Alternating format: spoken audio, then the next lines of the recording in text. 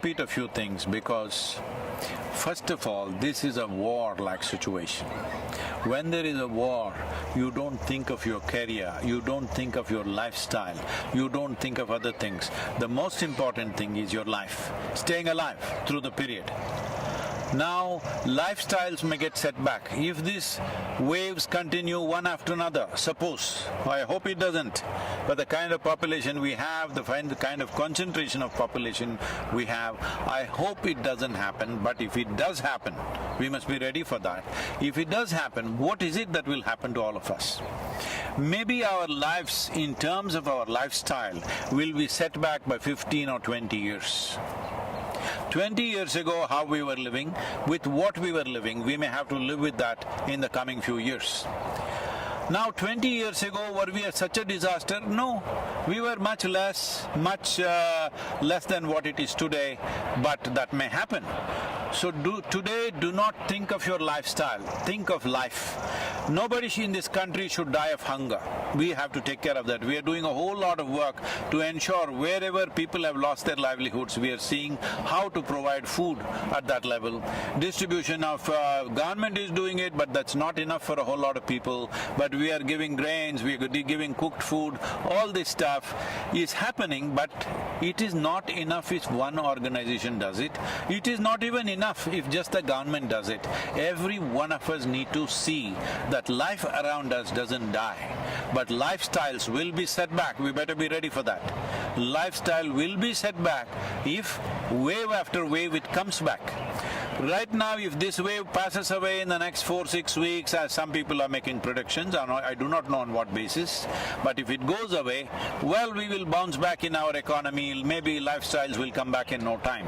But suppose, as some of the scientists, responsible scientists are saying that this could go on for 4 to 6 years.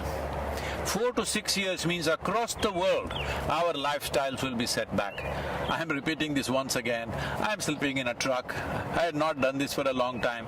There was a time when I first started work, initially I rode all across India on the motorcycle, I slept on the street side, I slept in the jungles, I slept on the culverts, on the bridge culverts many times through the night. People would say, won't you roll over and fall? Well, I didn't fall. But later on, I slept in a Maruti car for years. Well, today I'm back in the truck once again. I'm saying we should not be committed to our lifestyle. We must be committed to our life and all the life that is around us. This is a responsible way to go about it. Our lifestyles, we must understand, are not about us. It's about the times in which we are born. Suppose we were here 100 years ago, would we be complaining about those days' lifestyles? We were fine with it. 1,000 years ago, you and me would be in a cave and we would be fine with it. I'm saying, let us not get overly committed to our lifestyles. Life is important, either because of infection or because of hunger. Nobody should die in the country. That should be our commitment. That's what we should work towards. About mental situations that people are going through, well, WHO has predicted there is going to be a mental pandemic and a suicide pandemic. Unfortunately, in one country like Japan, which is a well-to-do nation, here in 2020, more people committed suicide than they died of COVID infections. So this may happen all over the place if we do not take charge of it. As India as a nation, as Bharat, we talk about our history is not just replete with kings and their conquests and stuff. Our history is full of sages and saints and yogis, always exploring inner well-being as the most important aspect. Why are we not making use of it? What is our problem? Our problem is we are looking for Western psychiatry. Please, there is a way.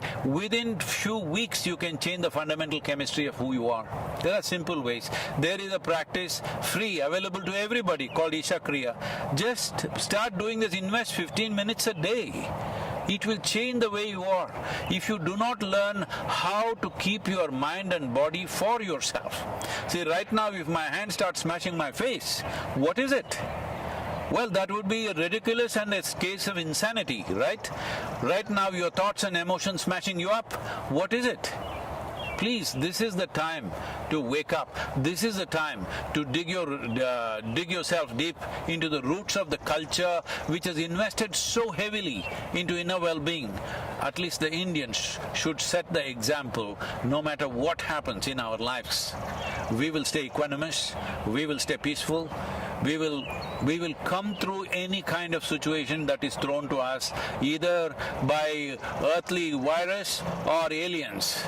We will come out of it successfully. This is something we need to demonstrate to the world. In many ways, the world is looking towards India for this. As a nation, it's my wish and my blessing that we must come out of this successfully on top of this, stronger and better. And also as a humanity, this is the time for us to